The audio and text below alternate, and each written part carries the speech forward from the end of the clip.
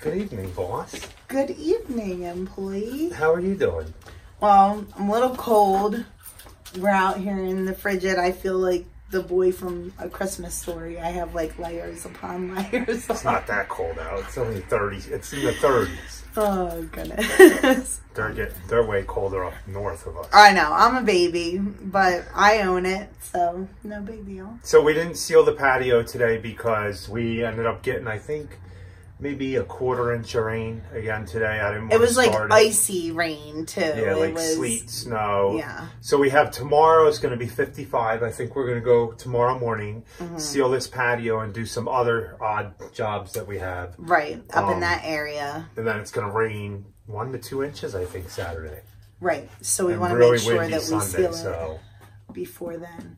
So that should give it enough time, right? To seal yeah, I think it's 12 hours, So, and now we're starting research on our flagstone patio. So Yes. if you guys have any good tips. What is a good base and to set it in? I was going to just do a 4-inch base. I mean, it's not taking like heavy furniture or anything. It's just more decorative, and we're using flagstones that they already have. Right. So this thickness might not be too thick, but I don't want it to sink, so I was going to kind of put a base down, right? Yeah. And then set them on top of there. I think I've seen some people were using sand again to set them. And just wet it or something, right? Yeah. I thought that I think. So if any suggestions, anybody that's done flagstone, yeah. we'd like a little input on that. Yeah, that would be great. I know how I kind of want to do it, but if there's a good way to do it that's different than what I'm doing then. Yeah. So we actually wanted to tell you a little bit more of our story tonight. We left off with, I was due April 13th of 2012. With Chase, no, with Jared, right? With Chase. No, Chase, that's right. Chase is our only one born in North Carolina. Yeah, so the other 3 were born in New Jersey, and we moved here with 3, and then Chase was a very happy surprise, but not at the best time, because you all know, March, April is definitely your busiest time. And we had the person, like you heard in the previous video, ended up leaving. So it was me doing all the accounts. Everything, because Rachel, I could not, the only thing I could do was office because I was put on bed rest. And I went to a doctor's appointment March 30th, and Carl had scheduled a very big account that we had picked up just like 2 weeks before. Yes, it was, what was it, 5 acres of mowing? It was 5 acres of mowing. It was a resort area that one of our good clients that we had the previous season, he was friends with the resort, and he actually gave our name to them. And we were back and forth with them, February, early March, set a date to start mowing.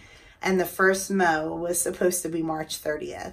Yes. And the way we had it planned is my doctor's appointment was early in the morning, and Carl would have been able to go out there and had plenty of time to finish it that day. Well, life took over. Yes, life took over. And when I went to my appointment March 30th, I was made to stay in the hospital, and he ended up coming that night. So, so needless to say, Carl had to take our 4-year-old Jared at with the time me to do this big property, and there was a lot of weed eating too. Thankfully, the people there were very understanding. They watched Jared. It was Jared, right? They watched Jared for me the whole time. They like played with him, kept him busy. They were super understanding. We had the evolution then, though. I remember using the evolution on that property. So we bought it right before then? Yes, I think we did. So we thought that we had actually bought the Ferris Evolution that year, but we thought that it had been in June. Yeah, I remember using the Evolution on that property. Oh, I thought it was the riding mower that you used on that property. Yeah, and I did back to that property. Then we'll get to the evolution. But I ended up mowing most of it, and then there was a lot of weed eating, and I just couldn't do it no more. I called Rachel up. I think I called you and told you that it was just so much. It's a lot of work for 5 acres, and then I was stressed in the hospital. He was stressed. Had Chase with people that we didn't really know. We didn't know him. I only met him a couple weeks before that. Yeah. And you know, he had Jared with him a little bit mowing, and then they took him, and it just, life took over. Yeah. There's no other way to explain it. We bit off a little bit more than we could chew. Yes. And we probably underpriced it too back then. So I ended up talking to the people, and we had to drop that account, and they were very understanding. Very understanding. It was just too much for somebody solo me doing, and then all the other accounts that I have. Yes. That I had. And at that time we were doing 2-week accounts instead of our 9 to 11 day schedule and our weekly schedule. Right. So you know. And that is the year we bought the Evolution, because I remember using it. And we didn't have it long. I think I put 8 hours on it. Okay, so we did, like I said, I thought that we bought it in June, but I guess not. I guess we bought it in March, right before the season. And that was a disaster. It was the worst mower for this area I could have ever bought. It was a demo. If we can find a picture, we'll actually put a picture. I don't know if we have any of our Evolution, but we will. It had the sit-down seat on it, like a motorcycle seat. Or almost like the Wrights. There's Wrights that are made like that also. And I had it 8 hours on it, and the back axle broke on it. It just, it wasn't moving anymore. It wasn't working. I took it to the dealership where we bought the Ferris from.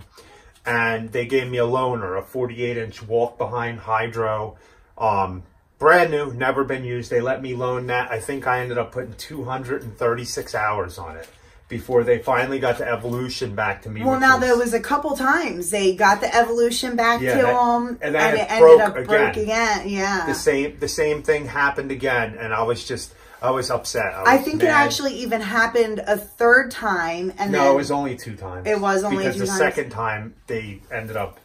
But the reason I stick with Ferris and we buy Ferris is because we bought a demo, so it's you buy a demo and it is. I mean, people beat them. But we ended up buying that, and they ended up refunding us all of our money back. All of our money. So not only did we have a loaner mower the entire season, for the entire season. In October is when they decided it just wasn't fixable. It wasn't a mower for our area. It wasn't a fit for us. And Ferris refunded all of our money. Yeah.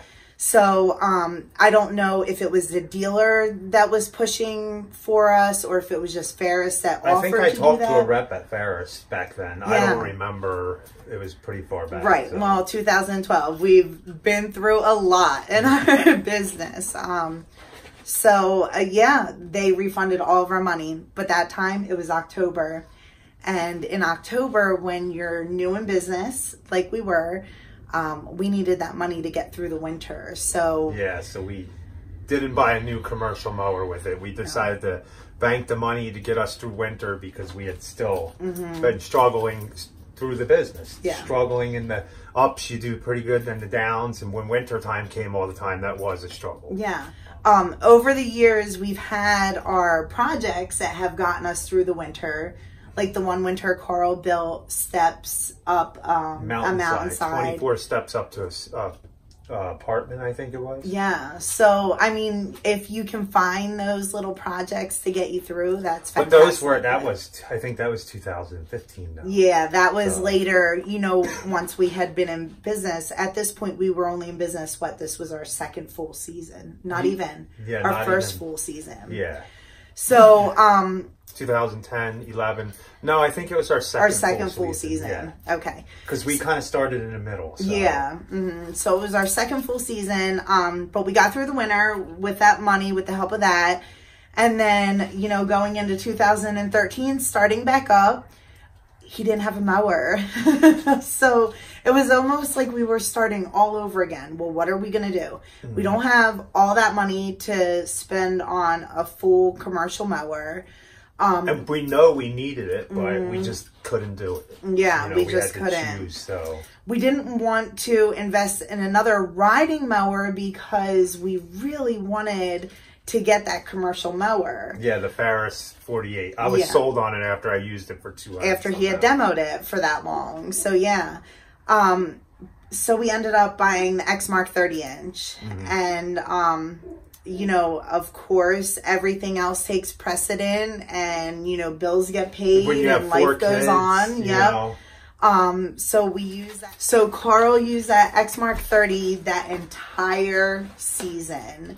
We didn't get another mower. He used the Exmark 30, and actually we had a small 22-inch that we bought every year. So then, yeah, so that was a tough year for you. Yeah, that was a tough. That may have been a year where, he, you know, he called me up like, that's it, I'm done, I quit. Get one of them, yeah. I mean, I said it a few years, probably 3 and years. I just had to build him back up and say, we can do this, we can do it, you know. We're there. Things were sometimes easier, sometimes harder. Winter, every time winter came, it was a nail biter, so. Yeah. So then 2014, I guess, you started the season with the Exmark 30, and he was just like, I can't do this for another season. Yeah, push mowing, during them years, I was running solo between 60 and 75, 80 accounts. Yeah, just depending. And it varies throughout the season. You know, you get some, then you get some that sell their house. Get some that move, get some that move in. So, you know, it goes up and down. So what? So then 2014 is when you bought a Husqvarna. You guys have probably seen the Husqvarna riding mower. In the field. I ended up giving it away to our landlord because we weren't doing anything with it. So. No, and he needed a mower. But yes, so that mower lasted us a long time. What was that? It was Betsy, right? old Betsy. Old Betsy. Yeah, that mower. The wheel fell off of that one too, but it has a Kohler engine in it, and that thing the hour meter stopped working at 700 and something hours. I think I put 900 hours in it. It leaked oil, but it got me almost 2 years. I think it was. Yeah, 2 full seasons. I think it was 2 full seasons, and I still striped with it. Yeah, and with that and the Exmark 30, you know, Carl has always had pride in mowing his lawn. There was points. I had the Apple phone, so it had to track my steps. That the one year I was doing the 30-inch commercial mower when I didn't have any other mower. I think I did 20. I think the most I did was 26 miles in one day. In one day. One day. 26 miles. I used to track it because it would track me. And I think my 7 miles is something big. Woo! But so I put a lot. I would that year. I think I'd gone through 4 pairs of shoes, worn them out. So. We go through tons of shoes, tons and tons of shoes. It's fun. Still have yet to find that perfect pair of lawn care shoes. Yeah, I've got tried. You always get lots of, you know, advice, and we've tried so many different. And they all wear down. Yeah, all of them, even ones from REI. Yeah, they all wear down in our industry. It's because of all the walking. Yeah. But I gotta say, they last longer now that we got a sulky, because people who are watching our videos in the beginning will see that I used a 48 without a sulky or a Velke forever. So when did we buy our first official commercial mower? The very first big Ferris. Yes. So you guys are going to have to tune into the next video because we don't want to be too long. I think we're probably at 14 minutes, so... But we do appreciate you guys watching, all of your comments. Yes, and the help you guys given us when we ask for it. I mean, some people don't like to do that. But listen, if I don't know how to do something, I'm always willing to learn. Yeah. I can take criticism, and I'm not stubborn. I'll fix it. I mean, if somebody tells me a way that really is better, you have to do it that way. You got to get out of your old habits. Yeah, and do it that way. So please like, comment, and subscribe. And remember, be happy. Or at least try.